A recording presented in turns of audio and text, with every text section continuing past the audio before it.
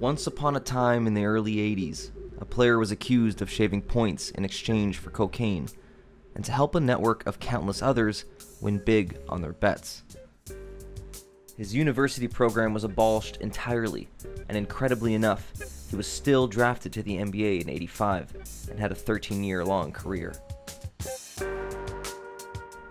If you only have a cursory knowledge of professional sports in the 80s, you probably know that there was one topic of discussion dominating headlines at this time, and it wasn't unique to a single sport or league. And we've got to stop drugs in baseball. We just flat have to do it. He died of heart failure because he used cocaine. Sometimes you see a batter come up and he's got this sort of wide-eyed look in his eye, and you think, well, maybe he's on something. Michael Ray Richardson is permanently disqualified. As we learned in both the White Heat and Piston Time series, drugs, sports, and gambling have grown and matured together to become almost symbiotic. One benefits from the other, and in some cases, might not exist without the other. It's at these intersections of history that you stumble across some of the most compelling stories in sport. If you are looking for the perfect Venn diagram of match fixing, cocaine, and basketball, look no further than Tulane.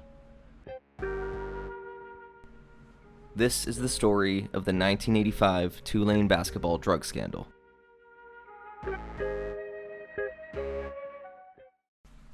The year is 1981, and the perpetrators of the Boston College scandal have just been brought to justice. One of the radiating echoes from the scandal was just how prevalent point fixing was at the college level. If only this had served as a warning to NCAA officials about what was still to come. That same year, John Hot Rod Williams started his career at Tulane University. As a Louisiana native, Williams hoped to play for the esteemed LSU Tigers, but was only offered a spot on the team as a walk-on. Tulane swooped in on the St. Amant High senior and offered a full-ride scholarship. When Williams was close to committing to Tulane, LSU came through with a last-minute offer to spurn their local rival, but Hot Rod Williams already had his mind made up. In classic NCAA fashion, the Tulane coaching staff sweetened the pot by giving Williams a shoebox full of $10,000, as he would later admit, years later when the scandal broke. Williams was arguably one of the biggest surprises in college basketball that year, and led Tulane to a 19-7 season, a sizable increase from their 12-15 season the year before. Tulane played its first postseason tournament in 72 years, and in a twist of fate, it was against its rival, LSU. Williams led Tulane with 18 points, as they secured their first victory over LSU in 10 years. Williams' rookie year cemented his place in the program as a cornerstone, leading in scoring over the future NBA draftee Paul Thompson as a freshman. If you knew anything about Tulane basketball, you knew that it ran through Hot Rod Williams. Also on the roster that year, although inconsequential pieces, were Clyde Eads and Bobby Thompson, two names that are key to remember as our story unfolds. Although the basketball program was steadily improving, Tulane's pride and joy was their football team. Unfortunately for the athletics department, the football program ran into a little hot water in August 1983, when one of their coaches was caught spying on an upcoming opponent, Mississippi State. Unsurprisingly, Tulane's coaching staff were far from masters of espionage. Two Mississippi State trainers spotted graduate assistant Jerry Mattern sitting in a bush adjacent to the practice field, fumbling with a pair of binoculars. After a brief chase, he was caught by the trainers and finally confessed his identity. Despite this not being illegal by NCAA rules, it's widely viewed as unethical, and the staff in question, Jerry Mattern, decided to resign.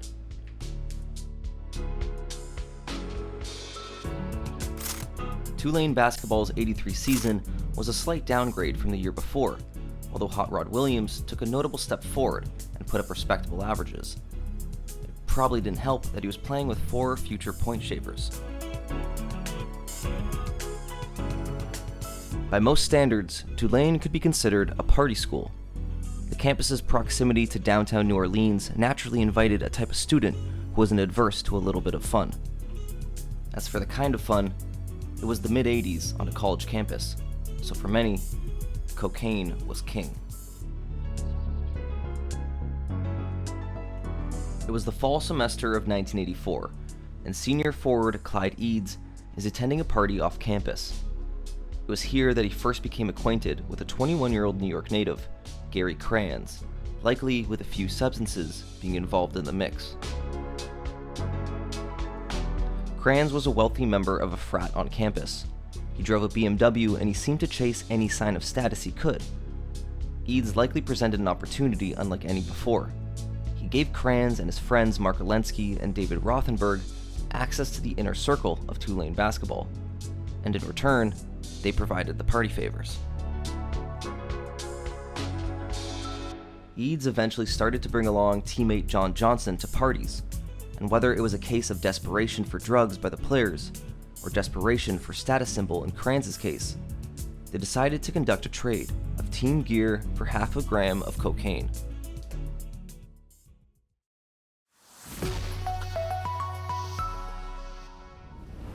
Members of the Tulane basketball team gave up in the deal 8 pairs of shorts, 2 sweatshirts, 1 pair of sweatpants, 1 Tulane home jersey, 1 warm-up suit, and 1 pair of sneakers.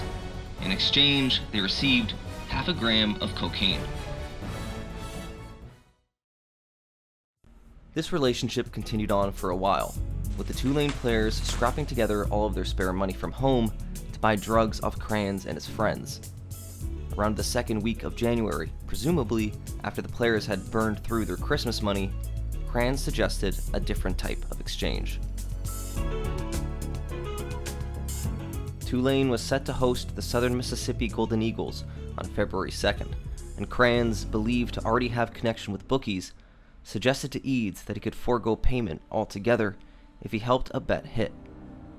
The Green Wave were 9-8 and on a hot streak, favored by 10.5 points to win against the Golden Eagles. Kranz wanted to bet the under and needed the high-octane Tulane offense to hit a cold spell. Eads and Johnson weren't opposed to the idea, but they needed help. It was evident that without their star Williams involved in the scheme, it was fruitless. Williams had the ability to drag his team back into contention, and they would need him especially to pump the brakes. For good measure, they also brought in the starting small forward, David Dominique. To round out the fix, they needed someone who could serve as the intermediary with the gamblers and knew enough of the lingo. Enter Bobby Thompson, reserve Tulane guard, whose father was serving a 3-year sentence in federal prison for making illegal loans. As much as their lawyers attempted to paint the scandal as a bunch of kids playing big people games, things may have not been as innocent as they were described. Mark Olensky's father, William, worked for a New Jersey-based handicapping service that sold betting information and advice, Tips Sport Forecasting. William Olensky himself would eventually be questioned by a grand jury on the matter of his involvement, as we will get to in due time. During Mark's freshman year, a dorm supervisor had to order Olensky to stop taking bets on football after a buzz spread throughout the campus about his dorm-based sportsbook. Evidently, he was only getting started. Mark would move his operation off campus and into a shared apartment with his friend, David Rothenberg. The two's operation eventually expanded from just Sunday football to 7-day-a-week betting on all major sports. Whether they were looking to diversify their income or just pay for their own habit, they brought in their friend and frat brother, Gary Kranz, to start dealing small amounts of cocaine. The trio was already considerably affluent because of their family's money at home, so the money they earned at school was just the cherry on top. On the opposite end of the spectrum, Hot Rod Williams was raised by a single mother in a rundown trailer in Sorrento, Louisiana. Sorrento is a small town of 1,400 residents, with little prospects outside of the chemical plants that peppered all of southern Louisiana.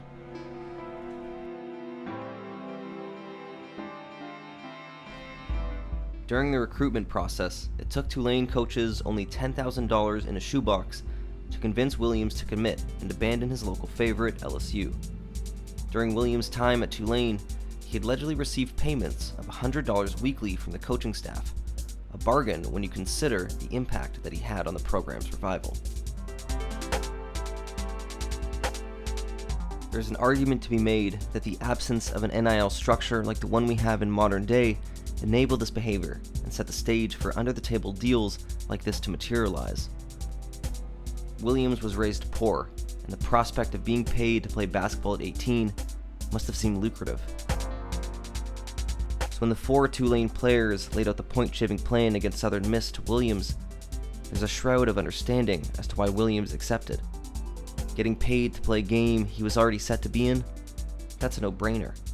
And with the Green Wave being a 10-point favorite, Tulane didn't have to lose. They just couldn't win big. No matter what they may have said to Williams, he was in. The plan was in place. Tulane was 10-8 at this point in the season, but was far from the typical D1 team that year. At home, they were 8-1, but they couldn't seem to put it together on the road. Tulane had won their games by an average margin of 11.9, and lost their games by an average margin of 5.9.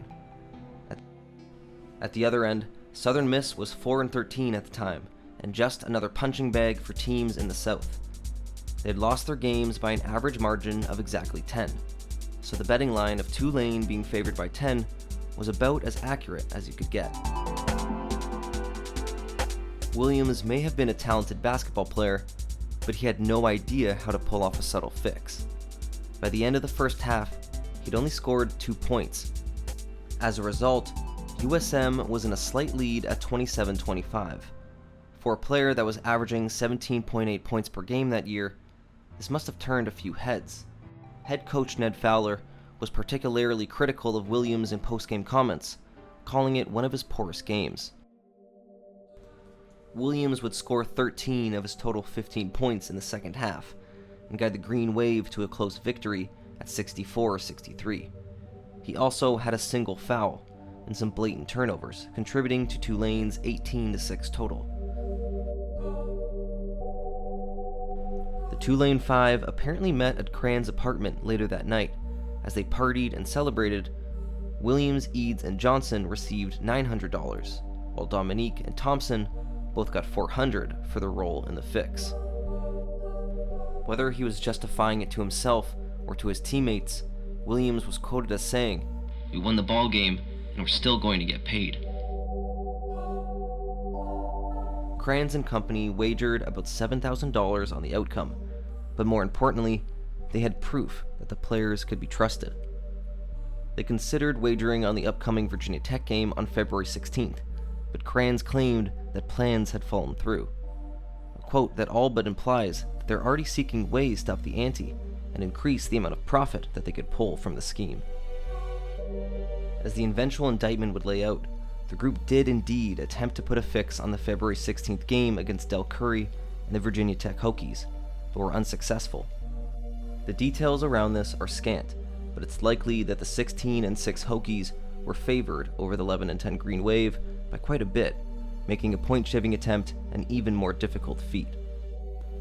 The game was considerably closer than anticipated, much in part to Williams' 28 points. It's possible Hot Rod was sick of pumping the brakes and wanted to prove he was still an elite scorer against an elite team like the Hokies.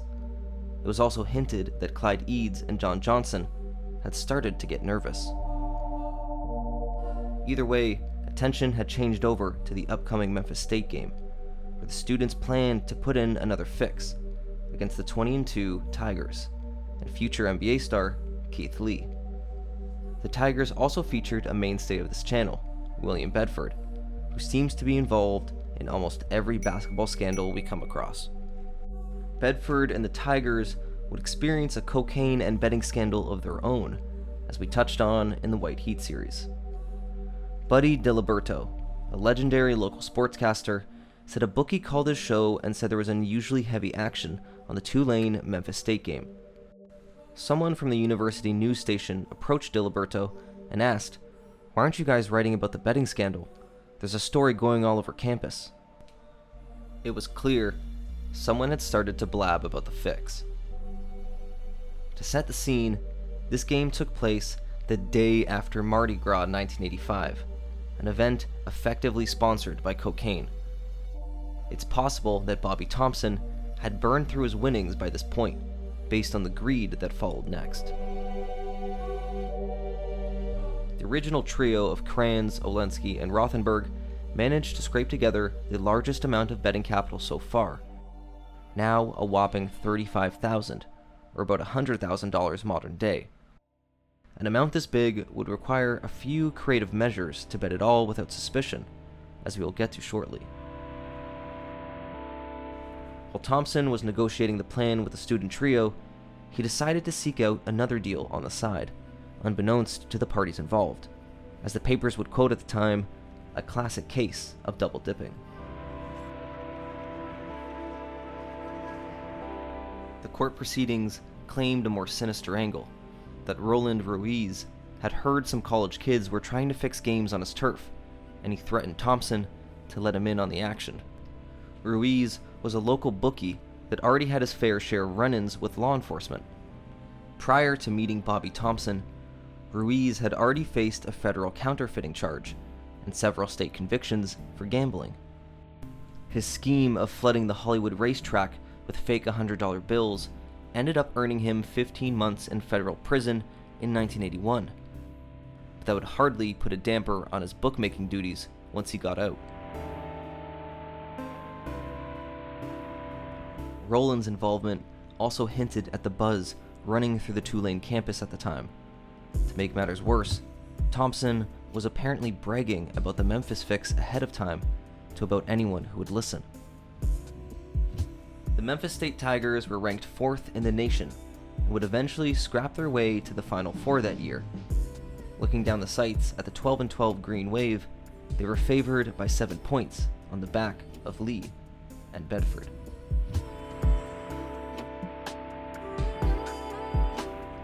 Meanwhile, the Tulane trio had $34,000 set aside to wager on the game, but a team like Tulane that had relatively no national interest made this much more complicated than usual.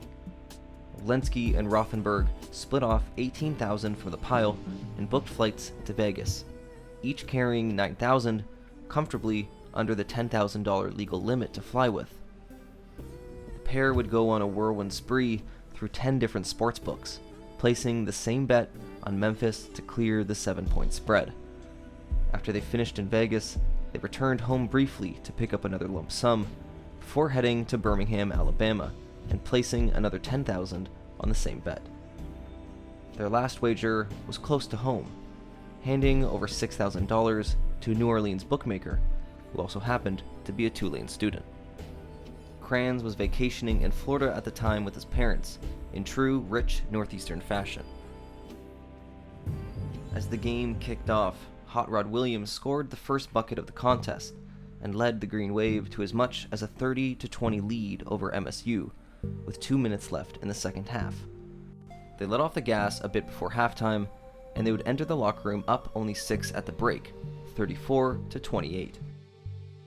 The momentum of the game appeared to sway in particular after Hot Rod's third foul, when Keith Lee caught a long inbound around midcourt and was wrapped up for seemingly no reason.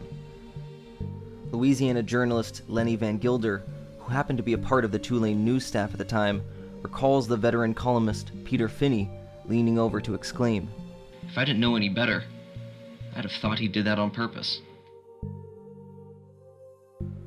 Eads and the other Tulane fixers decided to have a huddle of their own in the bathroom during intermission and go over the game plan. They needed Memphis to score early and often, and they needed to stop shooting the ball. They also needed to start freezing out 6'5" junior guard Marcus Hamilton, who led Tulane in scoring that night with 14 points. The funny coincidence of Marcus Hamilton scoring in bunches is that his career high of 21 points was scored during the February 2nd game against Southern Miss, almost as if his teammates were giving him all the shots. Clyde Eads contributed to the cause by neglecting to take a single shot in the second half, finishing the game 1-for-1 after 38 minutes played. This was the same player who was nominated as the team's instant offense during the athletic banquet. the same Eads who averaged 8.37 shots a game that year, this game included. To start the second half, Tulane let Keith Lee walk through the defense and score 3 straight buckets, tying the game at 34 apiece. Including the stretch before intermission, Lee went on a 14-0 run by himself. Comparatively, it took Tulane 16 minutes to score their first 3 points of the second half. Tulane was outscored 32-15 in the second half of play, as Memphis would push the game out of reach. In the final minute and 12 seconds of the game, the score wouldn't drop below the needed 8-point difference. Clyde Eads blamed the lack of shooting on his wrist, while the newspaper claimed that Tulane just couldn't seem to get close to the basket. I wonder why. The players would receive a $13,500 payment this time, with the largest share, approximately $4,500, going to Hot Rod Williams. According to an unnamed source, the players knew it was wrong, but were motivated by the idea that they didn't have to do anything. Kranz would claim in his eventual court testimony that Williams was even bragging at the party after the game about a wild pass he threw that caused a turnover. There was a discussion of rigging the February 26 Louisville game, but it was here that the players drew the line. One of the Tulane Five was quoted as saying something along the lines of, "We've wanted to beat Louisville forever." With their offense finally unrestrained, Tulane would roll over Louisville 68-56, ending an 0-18 streak, and beating a program that would win March Madness just the next year. The Cardinals also featured future NBA players Barry Sumter, Milt Wagner, and Billy Thompson. So the win highlighted just how much better Tulane was than its record. Tulane would have one more game of the regular season against Southern Miss, although nothing in the court records indicated that this game was fixed. That being said, the 14-12 Green Wave were facing the 5-19 Golden Eagles, whom they had already shaved points against in the past. Before their last game, Tulane was favored by 10 points. Winning by only 4 raises some alarms, but the thread ends here. After Tulane lost to the Cincinnati Bearcats in the first round of the Metro Conference Tournament on March 7th, their season ended uneventfully. Hot Rod Williams was almost a guaranteed NBA lottery pick, and Thompson, Eads, and Johnson were set to graduate and move on from the program. Just over a week later, on March 15th, the Conkey brothers were having dinner at a New Orleans restaurant, Frankie and Johnny's.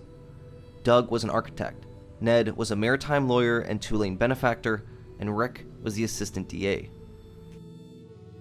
The conversation inevitably turned towards their second love, Tulane basketball. Doug echoed the rumors that were rippling throughout campus and among anyone involved with the program. The fix was in. As a benefactor of the school and someone who would occasionally work out with lead guard Clyde Eads, Ned was fairly distraught.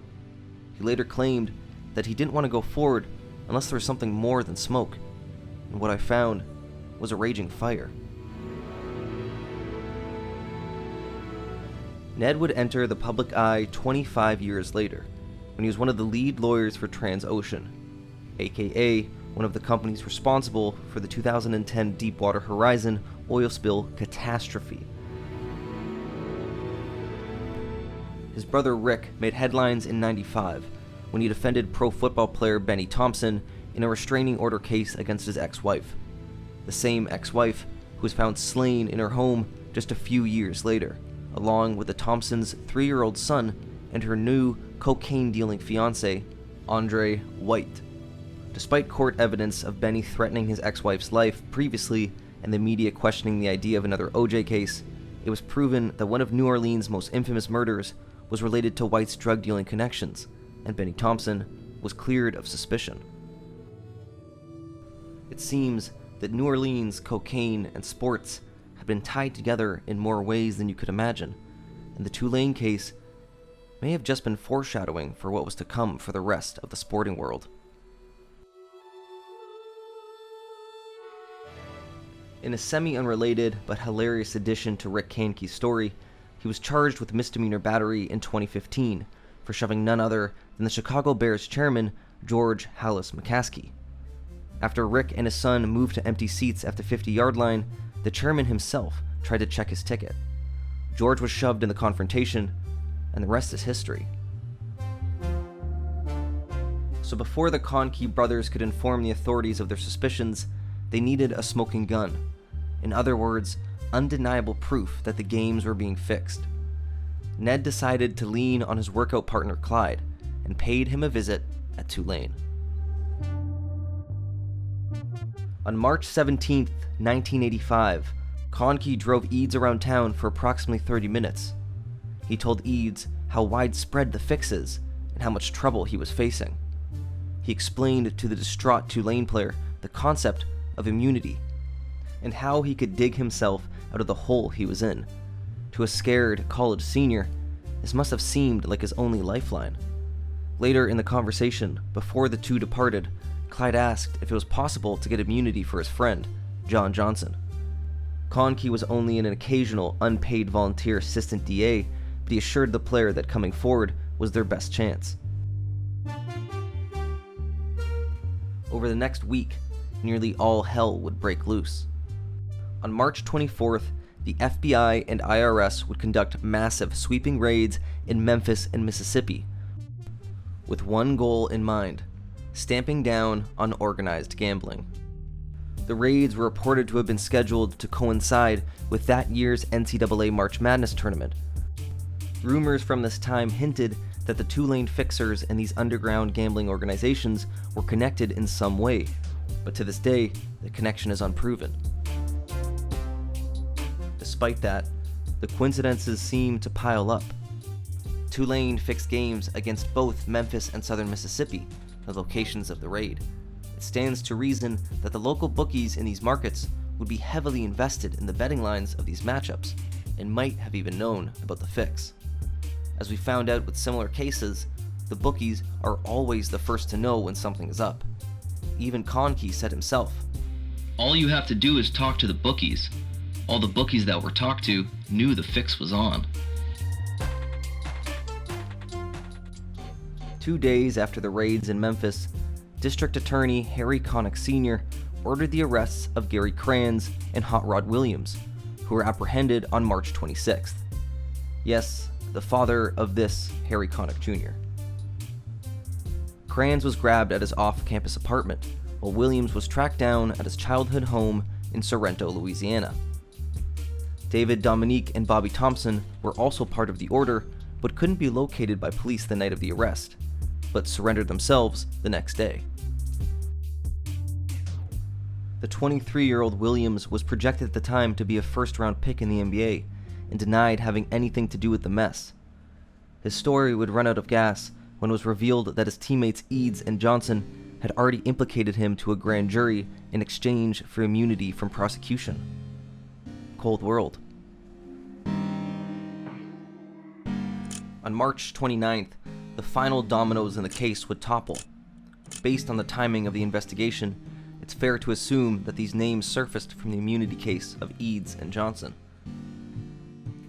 Mark Alensky, David Rothenberg, and Roland Ruiz were all picked up on the same day, marking 7 in total arrested because of the scandal. Ruiz was the first person booked in the probe who wasn't a Tulane student, and a potential indication of the scandal reaching the outside population. Eads and Johnson remained implicated in the point fixing, but their collaboration with the DA left them protected from the charge, which was violating Louisiana's gambling law. Kranz, however, was facing a much steeper charge of cocaine distribution. When pressed, Ned Fowler and the coaching staff denied the possibility of point shaving and claimed they watched the game tapes and nothing stood out. Little did they know that in the next few days, the reputation would implode because of entirely different reasons. In the early weeks of the court proceedings, it was revealed that Hot Rod Williams told prosecutors that he was paid $10,000 to attend Tulane, and that Ned Fowler had been paying him $100 a week for the past season. On April 4th, while Fowler and his assistants were at the New Orleans courthouse waiting to testify in front of the grand jury, Tulane president Eamon Kelly decided to time his announcement to the press. Ned Fowler and his coaching staff would be resigning immediately from the position, directly because of the cash payments made to the players on the basketball team. The basketball world was in complete shock from the announcement, but even more so when Kelly announced that he was folding the Tulane basketball program for good, calling the scandal a compromise of the mission of the university, reversing his previous stance of keeping the program alive through the controversy. Just 2 months prior, Tulane was a plucky mid-major program with a surefire NBA pick, who on a good day could compete with anyone. Now the program had been axed completely, and the future of the Tulane Fixers hangs in the balance of the courts. University basketball players were accused of point shaving in exchange for receiving cocaine.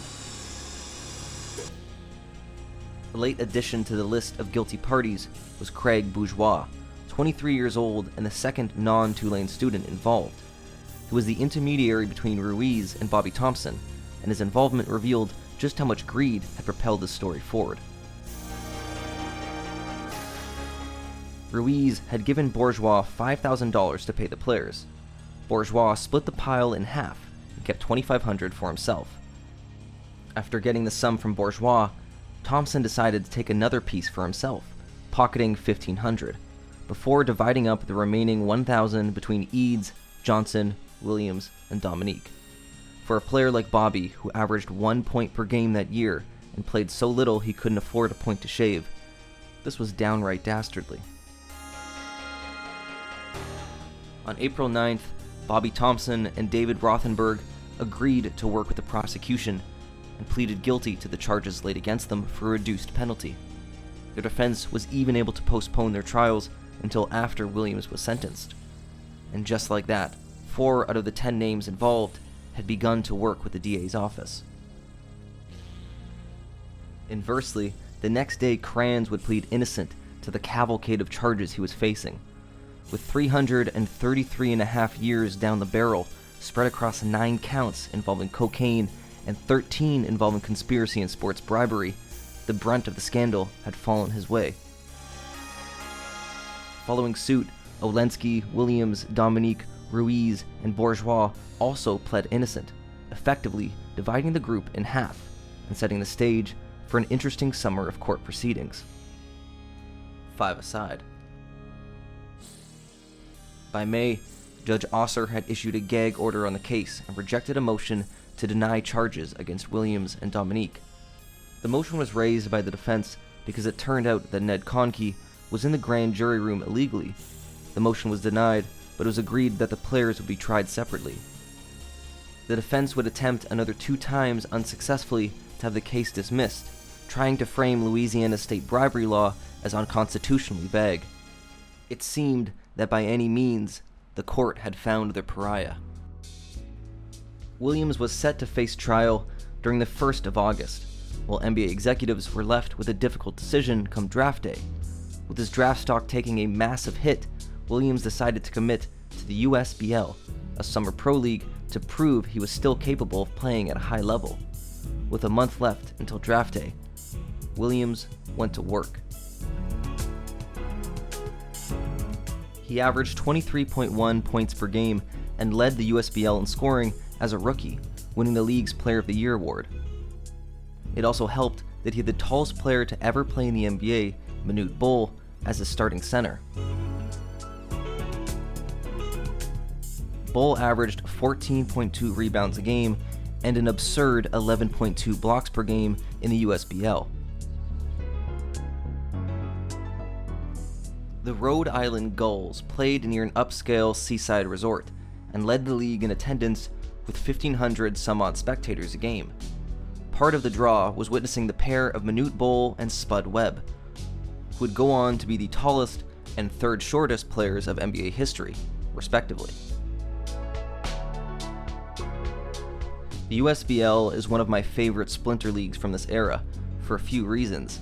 During the '85 season, with so many people off to play in the NBA and other leagues, they decided to just not host a postseason and name the Springfield Fame the champions. Springfield Fame also made history by signing Nancy Lieberman 2 years later, the first woman to play in a men's pro league.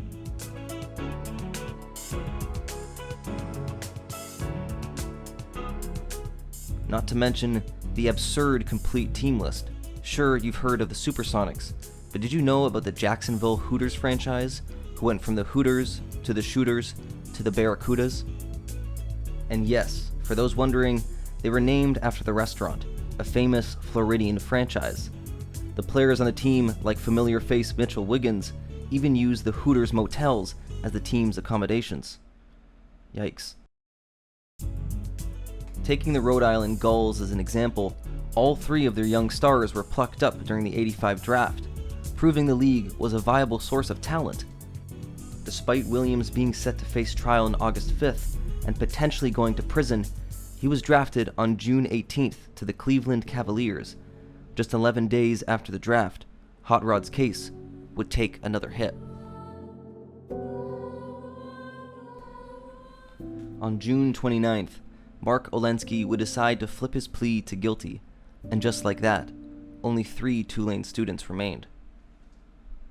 3 weeks later, Kranz pleads guilty to the 10 counts of sports bribery and 2 counts of conspiracy, saving him from a lifetime of prison. On his way out, he also implicated his college roommate, Ken Turkle. The crosshairs seemed to keep focusing closer on Williams and Dominique, who became the faces of the scandal. Mark's case was specifically interesting because of his father William, who, as we previously mentioned, worked for Tips, a sports handicapping service, and had the potential of reaching millions of Americans with the Tulane tip. Did Mark ever call home with a few pointers? The court was unable to prove this before Mark accepted the plea deal, but the DA's office itself admitted that the bookies were aware of the fix. After a last-minute delay, Williams finally went to trial on August 12th. If Williams wins the case, he will sign a 6-figure deal with the Cavaliers. If he is found guilty, 17.5 years in prison. The court brought the entire Tulane team as witnesses, and dozens of administrators and coaches from Memphis State, Southern Miss, and Virginia Tech. Olensky, Rothenberg, and Thompson claimed in court they only went forward with the plan because Williams was involved, as if they hadn't planned the idea to begin with. The media and the defense lawyers tried to portray Williams as a dumb country bumpkin who couldn't complete his own college application. The prosecution attempted to argue that his father abandoning him and his mother passing at 17 was an indictment on his character. In reality, the dummies were the prosecution, who bungled the trial in 2 days by not disclosing vital evidence of Johnson and Eads' recorded confessions. In addition was a Polaroid of Gary Kranz posing with a pile of cocaine, which dispels his defense that he had never seen more than $50 of it. Judge Alvin Osser stated plainly, "You didn't bring this to court. Mr. Dublier, you just caused a mistrial." In an even more incredulous turn of events, after meeting with a dozen attorneys for 4 hours, Osser reversed his mistrial decision, but not for the reason you might think. Judge Osser ruled that because of the assistant DA's attempt to deliberately cause a mistrial and switch out the jury, Williams was to walk free due to the double jeopardy rule and the court's inability to try someone twice for the same offense. District Attorney Connick then raised a major stink about removing Judge Osser from the case, claiming that he has a bias against the state. He eventually gets his way, as another judge is brought in to handle the future cases of Turkle, Dominique, Ruiz, and Bourgeois. He even managed to get the Williams trial reviewed by a 3-judge panel, who decided to send him back to court on a 2-1 vote. Tragically, the Cavaliers decided to rescind their contract offer as soon as the news broke. One of basketball's greatest owners, Gordon Gund, decided to cover Williams' legal fees until it was settled. Maybe that is some of the good karma that got him LeBron. Thompson, Olensky, and Rothenberg, after all their finger-pointing in court, were only ordered to give their gambling winnings to charity and serve a small amount of community service. Kranz was given 3 months in jail, a $45,000 fine, and 1,500 hours of community service. Not a bad reduction from the initial 333.5 years he was facing. Meanwhile, Williams was forced to defend his case in the Louisiana Supreme Court and was stuck in basketball limbo for 10 months. Finally, on June 16, 1985, John Hot Rod Williams was found innocent by a jury of 6. The court and even the assistant DA conceded it would be impossible to notice if a player was playing at 70% of their ability, and he was officially cleared of all charges. By the end of that week, he had already signed a contract with the Cavaliers and jumped back into the USBL's '86 season. Hot Rod started the NBA season with the Cavs in October and was called NBA ready out of the gate by his coach Lenny Wilkins. He averaged 14.6 points per game, 7.9 rebounds, 2.1 blocks, and 1.9 assists in his first season. Williams started all 80 games, both making the All-Rookie team and a name for himself across the league. Here he is blocking the daylight out of Larry Bird as a rookie.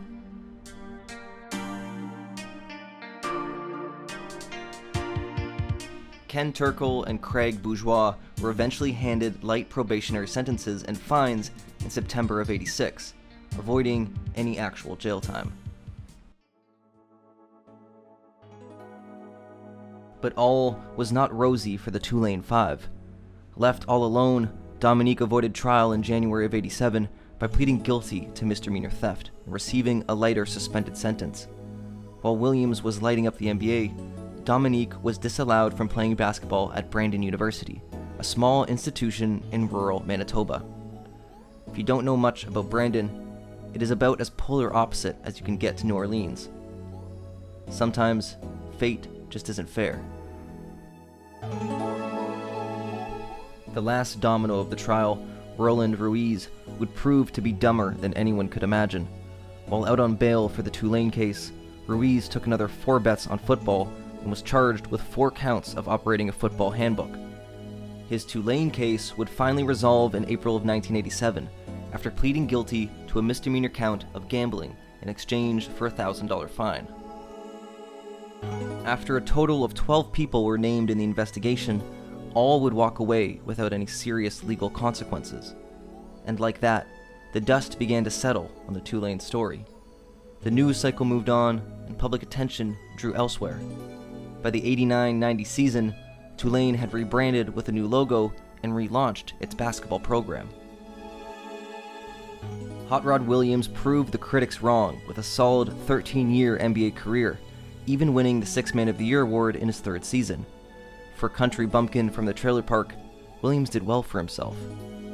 During a time when the league was full of names like Bird, Barkley, Jordan, and Magic, Hot Rod was the 2nd highest paid player in the NBA. Almost 40 years removed from the Tulane incident, we benefit from the ability of hindsight. Was Williams guilty of fixing games? Undoubtedly. Was he also unfairly singled out as the scapegoat for a much wider problem? I'd like to think so. As the public starts to focus closer on the modern game and the possibility of point shaving yet again, it may be important to remember our history. An article as recent as April 2025 claims that New Orleans basketball players were lured in through parties and coerced into gambling to pay off their debts. History may already be repeating.